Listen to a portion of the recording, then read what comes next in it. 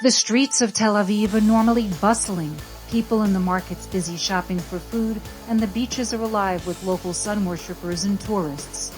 But the view these days is anything but. Shuttered stores, empty streets, and a sense of silence and fear permeate the hip city the world recognizes. I feel here from the streets that people worried to be here, to be in Israel, and Israeli people to worried and afraid to be in Jaffa, especially in Jaffa. And I don't know what will be here, but we will be here.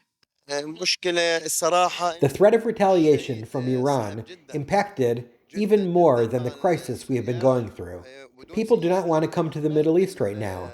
They do not feel safe, and I can understand it totally. But at the same time, this country benefited a lot from tourism, and I have never seen something this bad before. We are barely surviving. Despite the hard times, people are showing resilience and try to keep living their daily lives. In Israel, we are used to having tense times due to the tough relationship with our neighbors.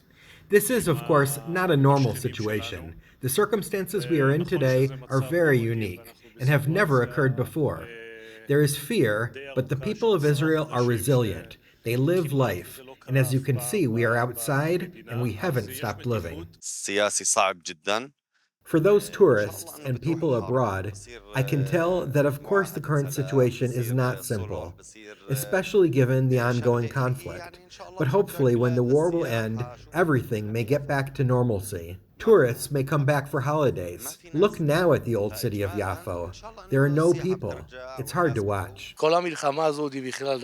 It's sad to see Tel Aviv like this today. The whole war has affected everything. People found themselves in tough situations without having another choice. A city of life like this, empty, is hard to see. Everything ended in one day. But in every place I go, both here and in Kiryat Shmona, people try to keep living, even if there is fear. The media line spoke with the rare sighting the tourist in Tel Aviv. In the news in France, it seems a little bit more scary than when we are here. And here we don't feel like we feel that there's a war going on, but it's not as intense as the news say. Both Mahmoud and Yoav explained that this war has been equally affecting the Jewish and Arab populations in Israel. Personally, I can't sleep.